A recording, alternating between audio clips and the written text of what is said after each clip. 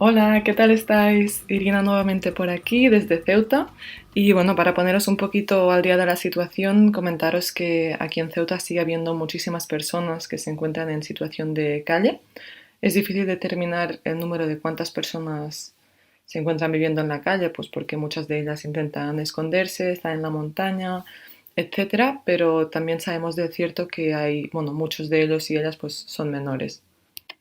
Algo destacable también y que nos ha ayudado un montón a seguir realizando las tareas que realizamos desde la No Name Kitchen es que hace unos 10 días vinieron varios grupos de personas de la península aquí a Ceuta, por un lado a traer donaciones, lo cual nos ha venido de fábula, y también algunas de ellas pues a quedarse unos cuantos días a colaborar con lo que pudieran. Por un lado a repartir estas donaciones y por otro lado pues hacer otras cosas, como por ejemplo un grupito trajo material de cocina y van todos los días a Benzú. Y bueno, allí pues traen la comida que los chavales les piden cada día para hacer los diferentes platos y ellos mismos se ponen a cocinar y se pasan horas ahí en Benzú cocinando y preparando la comida para grandes grupos y luego pues compartir y comer juntos. Por otro lado, en cuanto a devoluciones, la situación parece haberse calmado un poquito. Parece que se han parado por el momento y también nos hemos enterado de que se van a habilitar dos naves para meter ahí de algún modo para las personas mayores de edad, que hasta el momento existían naves solamente para menores de edad. Sin embargo, sí que seguimos viendo redadas policiales a chavales por la calle en las que les piden documentación y si son menores pues les intentan llevar a las naves. Recordar una vez más que estas naves son las naves de las que muchos de ellos se escapan por las condiciones en las que se encuentran. Una situación gravemente indigna, en condiciones de hacinamiento y una situación, bueno, y condiciones realmente pobres de salubridad. Y bueno, con todo esto aprovecho también para informaros que junto con la asociación Magacum y ELIN, en No Name Kitchen hemos colaborado en la redacción de un informe sobre la vulneración de los derechos de los menores en Ceuta estas pasadas semanas. Entonces, bueno, va a salir pronto, es un documento bastante completo y que os animamos a leer y a compartir en cuanto lo veáis publicado en redes. Y bueno, esto es todo por esta semana, seguiremos informando y a ver si se va calmando poquito a poco la situación y nada, y aquí estaremos contándoos. Un abrazo y muchas gracias. Por cierto, y aparte de esta buena noticia también de las personas que han venido de la península, pues también destacar entre ellas Víctor, que vino desde esos refugiados a Spain. Y bueno, pues trajo consigo una donación de 1.500 euros. Así que estuvimos el equipo de la Kitchen toda una mañana con Víctor, yendo de un sitio para otro, comprando todo lo necesario para poder empezar a repartir a los chavales. Entre ellos, bueno, compramos bastantes productos de higiene, como cepillos de dientes, pasta de dientes, toallitas húmedas. También compramos medicamentos, entre ellos 15 tratamientos para la sarna, lo cual son bastante caros y nos vino súper bien esta donación, porque, bueno, desafortunadamente pues hay bastantes casos de sarna. También pudimos comprar muchos pares de calzoncillos, calcetines y bueno, comida de conserva como por ejemplo frutas en almíbar, zumos, etcétera. Así que bueno, también estamos repartiendo estas donaciones y nada, y súper contentas de poder hacerlo.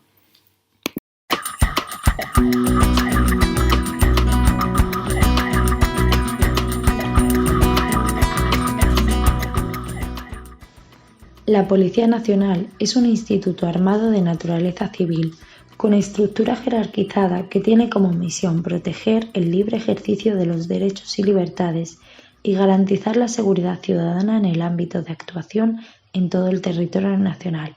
Ley Orgánica 9 de 2015, del 28 de julio en el régimen personal de la Policía Nacional. Hola, soy Mae, voluntaria de Solidary Wheels en Melilla. En los últimos meses no hemos podido sentir seguridad, derechos o libertades en lo referente a la policía. Lo ideal sería contar esto desde un punto de vista más objetivo y no tan personal, pero es complicado después de estas últimas semanas en las que hemos tenido varios encontronazos con la policía en los distintos espacios en los que trabajamos con los chicos. El último fue en la puerta de la oficina de extranjería el pasado martes 1 de junio. Los jóvenes extutelados se habían organizado para personarse en la oficina de extranjería y manifestarse por las trabas administrativas referente a su documentación, debido al existente conflicto o desacuerdo entre las administraciones que acaban perjudicando a los extutelados de la ciudad autónoma, siendo esta una muestra más de la violencia administrativa. Ese martes fuimos para apoyar a los chicos y acompañarles, y fue cuando nada más llegar salió un policía de la oficina acusándonos e instándonos a abandonar la zona. La actitud de los chicos era pacífica. Aún así, el policía pidió refuerzos y nos pidió la documentación a los que ahí estábamos. Pronto llegaron 2 furgones de policía del que salieron con porra en mano. Estos nos volvieron a pedir la documentación. Además, ordenaron a los chicos que se pusieran en fila paralelos a la pared. Cogieron nuestros datos y fue entonces cuando les pedimos el número de placa. Las respuestas a nuestras preguntas eran tales como «porque lo digo yo y punto» o «porque yo soy policía y tú eres otra cosa», sin ser capaz de argumentar nada, invadiendo el espacio personal y acercando su dedo a nuestra cara al hablar. Pese a que en todo momento las compañeras y yo mantuvimos un tono de voz relajado, a medida que la conversación avanzaba, se alteraba cada vez más. Tras cerca de 2 horas, no aguanté más y estallé en un ataque de ansiedad. Recuerdo estar en el suelo intentando controlar mi respiración y estar tapándome los oídos, pues este policía continuaba gritando e increpando. Nos dijeron que iban a interponer una demanda por desacato a la autoridad y alteración del orden público. El policía se alteró aún más cuando le pedimos el número de placa, pues no la llevaba puesta. Según la ley, un agente de policía debe llevar puesto en su uniforme obligatoriamente la placa emblema del cuerpo con el número de identificación personal en el pecho o en cualquier otro sitio visible. Además de este episodio, también hemos sufrido violencia y acoso policial y nos han identificado en distintos espacios criminalizando nuestra labor. La agresión y la criminalización policial hacia los voluntarios en terreno se hace cada vez más latente. Esta criminalización de la que hablamos esta semana no es algo nuevo. Al igual que en Melilla, lleva ocurriendo en otras ciudades y otros países a voluntarios de distintas organizaciones que trabajan con personas migrantes.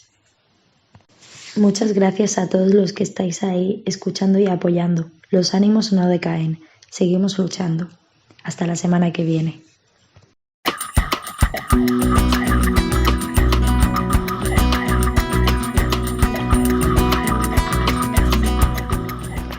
Hola, buenas a todo el mundo. Soy Bárbara y os voy a contar una semana más la situación en el norte de Bosnia y Herzegovina. Como ya os digo otras semanas, no estoy ahí ahora mismo, pero os paso la información que nos comparten las compañeras y los compañeros en terreno. La semana ha estado marcada por los desalojos de edificios y de casas abandonadas o fábricas abandonadas donde viven las personas. Esta semana, en vez de centrarnos tanto en lo que ha estado pasando esta semana, vamos a recordar algo muy importante y es cómo funciona la política fronteriza de la Unión Europea hacia los países externos, ¿no? Cómo es esta externalización de las fronteras. Como está pasando desde hace varias semanas, la policía local y cantonal, un cantón es como una comunidad autónoma, llega a los lugares donde viven las personas y a la fuerza las saca de allí, les quema o tira sus pertenencias y los obligan a ir al campo de refugiados de Lipa, que es un campo de refugiados que está situado en una ubicación remota, lejos de ciudades, y cuyas condiciones de vida, según las personas que viven allí nos cuentan, no son las idóneas, en el sentido de que no hay suficiente comida. Al estar muy alejado, las personas no pueden acceder a su dinero, no pueden acceder a una tienda donde comprarse sus cosas, donde comprarse una chaqueta si les hace falta, ¿no? Entonces, muchas veces cuando contamos esto pensamos, vale, eso sucede en Bosnia, algo ajeno a nosotros, no es Unión Europea, Bosnia pues tiene sus problemas políticos bien marcados, y es importante recordar que no es Bosnia, es una estrategia de la Unión Europea que pasa tanto en Bosnia Pasa en Serbia, que es el país vecino, pasa en Marruecos con Ceuta y con Melilla, es decir, con España, sucede en Macedonia, sucede en Albania. Se llama la externalización de nuestras fronteras. La Unión Europea paga para que eso suceda. El dinero que la Unión Europea destina a una frontera cerrada lo destina también, es parte de la estrategia, a crear campos en los que la gente esté viviendo y donde las condiciones de vida, por lo general, como las personas nos cuentan, no son óptimas. Estar en un campo no te da derecho a nada, no te da derecho a ser una persona con derechos, digamos, ¿no? Que estés viviendo en un campo no quiere decir que en algún momento vayas a conseguir algún tipo de documentación para poder migrar de forma segura, para poder conseguir un trabajo o lo que sea. Y ese dinero también, de esas partidas de dinero que llegan desde la Unión Europea hacia las fronteras, hacia la securización de las fronteras, también va a incrementar las policías en los países vecinos, a tener mejores equipamientos policiales y demás, ¿no? Entonces no es algo aislado que esto pase y no es algo que esté ajeno a nosotros. ¿Qué pasa? Parece ser, según las informaciones que han surgido esta semana, que uno de los campamentos oficiales de refugiados pagados con este dinero, el de Sedra, que es uno para familias y probablemente el mejor o menos peor de los que hay en el norte, va a cerrar por algún motivo. Y el objetivo es que en Lipa, que es este lugar apartado, vayan a vivir no solo los hombres solteros o chicos, que muchas veces son menores los que viven allí, sino también ahora familias con niños, niñas, bebés. SFA, que es el Servicio de Foreign Affairs, como el Servicio de Asuntos Extranjeros de Bosnia, junto con IOM, que es la Organización Internacional de las Migraciones, que es un organismo de Naciones Unidas y es el organismo que recibe el dinero desde Bruselas para estos campamentos, están trabajando en mejorar Lipa. Ahora, la duda que nos entra es qué tipo de mejoras se pueden llevar en Lipa. Lipa el año pasado ya está usado para acoger a personas, también con este dinero de la Unión Europea y también con dinero de USAID, de Estados Unidos.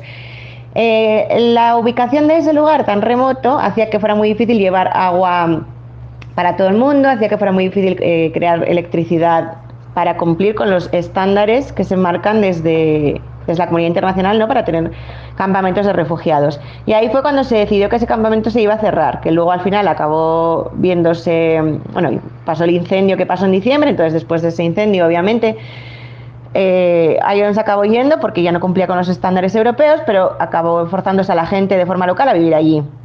Ahora quieren que ese campamento aloje a más personas incluso que las que ya alojaba el año pasado, y de esas personas habrá familias con bebés y con niñas y con niños. Nos entra la duda de cómo quiere la Unión Europea hacer algo así. Hay que recordar que Eva Johansson, que es la comisaria de Interior de la Unión Europea, estuvo ahí en febrero, lo visitó y dijo que lo que había que hacer era mejorar esfuerzos para esos lugares, ¿no? Entonces sigue sin haber ningún tipo de decisión política que pueda ser mínimamente humanitaria. Las devoluciones en caliente con mucha violencia continúan. En los últimos días nos ha llegado mucha información de personas que dicen que en la frontera la policía croata los obliga a entrar en un río. A veces el río tiene más agua de la cuenta porque hay que pensar que ahora estamos en época de deshielo, ¿no? Y entonces los ríos vienen más llenos y tienen miedo de que les pueda pasar algo porque muchos no saben nadar, pero la policía les obliga a hacer eso. Y luego se ven obviamente forzados a caminar con la ropa mojada durante kilómetros hasta llegar a un lugar donde conozcan a gente que esté viviendo o donde hay algún campamento oficial donde poder conseguir ropa. Esta es la situación de esta semana. Un abrazo a todo el mundo.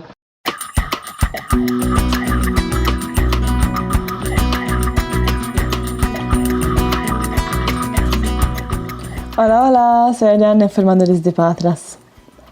El pasado lunes, uno de nuestros amigos que vive en las fábricas abandonadas cerca del puerto nos contó de haber visto un policía alemán en las cercanías. Según él, el oficial tenía en su uniforme una banda con la bandera de la Unión Europea. Aunque sea poco claro lo que está pasando en estos días en el puerto de Patras, es seguro que las personas en tránsito han sentido un aumento de la presión por parte de las autoridades. Gracias a las informaciones que nos ha dado Kinesis, una organización local con la que colaboramos cotidianamente, parece que un grupo de la Comisión Europea esté en estos días en Patras, controlando la situación de los movimientos migratorios por aquí.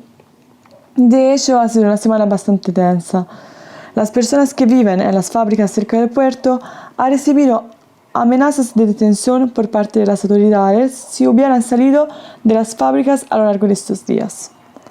Sin embargo, 6 amigos desde Marruecos han lamentado de haber sido detenidos mientras estaban durmiendo dentro del edificio abandonado donde viven muchas personas del norte de África. Siguen todavía en la estación de policía sin haber ninguna información sobre las razones del arresto ni cuánto tendrán que esperar. En general, las detenciones arbitrarias son algo muy frecuente aquí en Patras, como consecuencia de la criminalización de las personas sin papeles. Y las condiciones de las detenciones se revelan a menudo duras. El martes nos encontramos con él, un chico de 21 años de Afganistán, después de 4 días de encarcelamiento. Nos contó cómo al ser detenido recibió unas patadas y puñetazos en la cadera donde sigue teniendo dolor. Además, en su estancia en la prisión del puerto, solo recibió una pequeña botella de agua y un pequeño sándwich cada día.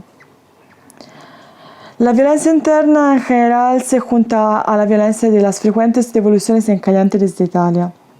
Por esta razón, estas semanas hemos estado muy felices de encontrar a nuestros amigos de Network Porti Adriatici para que se pueda colaborar en monitorear la violencia y las acciones ilegales actuadas por parte de países europeos.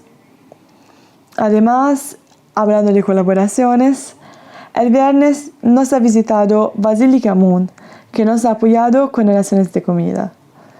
Bien, muchas gracias. Y otras gracias va a MVI, que semanalmente nos está soportando con sus visitas en nuestras actividades de First Aid. Para esta semana es todo y nada, hasta la próxima semana. Bye bye.